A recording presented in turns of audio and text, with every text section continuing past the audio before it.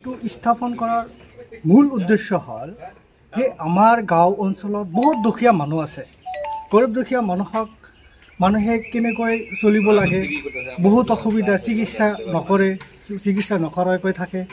সেইসমূহ অসুবিধাসমূহ আমি সমাধান কৰাৰ কাৰণে এই এভাৰগ্ৰীণ ফাউণ্ডেশ্যনটো স্থাপন কৰিছোঁ। আমাৰ চৰৰ মানুহ, বেছিভাগ মানুহ চৰ অঞ্চলৰে হয়। ইয়াতে মেডিকেল নাই, এক নম্বৰ কথা কোনো চিকিৎসালয় নাই। সেই আছে কলগাছিয়াত আছে, বহুত দূৰ হয়, নদী পাৰ হৈ আহিব লাগে।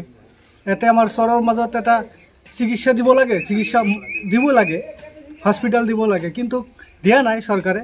সেয়েহে আমি চৰকাৰক অনুৰোধ জনাওঁ যাতে এই চৰৰ মাজত যাতে এটা চিকিৎসা বা হস্পিটেল এখন স্থাপন কৰে। আৰু আমি যিটো এভাৰগ্ৰীণ ফাউণ্ডেশ্যন কৰিছোঁ, এই ফাউণ্ডেশ্যনৰ জৰিয়তে গৰীব দুখীয়াক সহায় কৰাৰ মোৰ মূল লক্ষ্য। আমাৰ এভাৰগ্ৰীণ ফাউণ্ডেশ্যনৰ তৰফৰ পৰা আজি বিনামূলীয়া স্বাস্থ্য শিবিৰৰ আয়োজন কৰিছোঁ।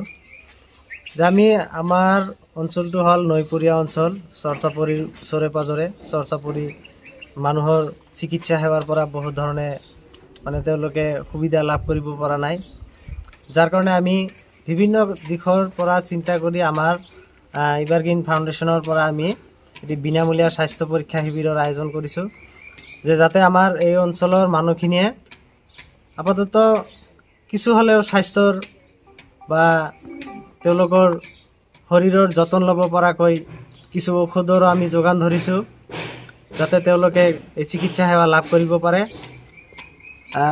ইয়াৰ লগতে আমাৰ এভাৰগ্ৰীণ ফাউণ্ডেশ্যনৰ পৰা আমি বিভিন্ন সময়ত বিভিন্ন কাৰ্যসূচী হাতত লৈ আহিছোঁ। ইতিমধ্যে আমাৰ যোৱা ঠাণ্ডাৰ মাজত আমি বিভিন্ন গৰীব দুখীয়া মানুহৰ মাজত আমি ঠাণ্ডাৰ কাপোৰ বিতৰণ কৰিছোঁ। এতিয়া আমি স্বাস্থ্য শিবিৰৰ আয়োজন কৰিছোঁ, আৰু আগলৈ আমাৰ এনেকুৱা ধৰণৰ কাৰ্যসূচীবিলাক চলি থাকিব, যিবিলাক আমাৰ গাঁৱত বিভিন্ন গাঁওসমূহত যি অভাৱ আছে, সেই অভাৱ অভিযোগসমূহ আমি মানুহৰ পৰা বুজ লৈ আমি সেই অভাৱ অভিযোগ অনুসৰি আমি বিভিন্ন কাৰ্যসূচী আগলৈ হাতত লৈ থাকিম, আৰু যাতে আমাৰ লগত সকলোৱে সহায় সহযোগ কৰে আমাক আগবাঢ়ি যাবলৈ, এই আশা। ফাউণ্ডেশ্যনৰ কাৰ্যকৰ্তাক ধন্যবাদ দিছোঁ, তেওঁলোকে যাতে ইমান এটা ভাল পদক্ষেপ হাতত লৈছে।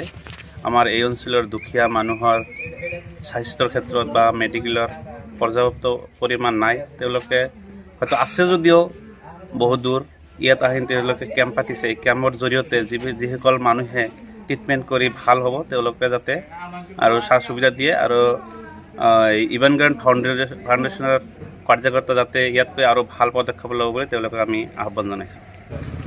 যাৰৰ মাজত দুখীয়াসকলক কম্বল দিছে বা চাউল দাউলো কোনোবা টাইমত দি থাকে দেখা পাইছোঁ। এতিয়া আৰু মেডিকেল কেম্প আমাৰ চৰতো এটা পাতিছিল, আমাৰ আজিও দেখা পালোঁ।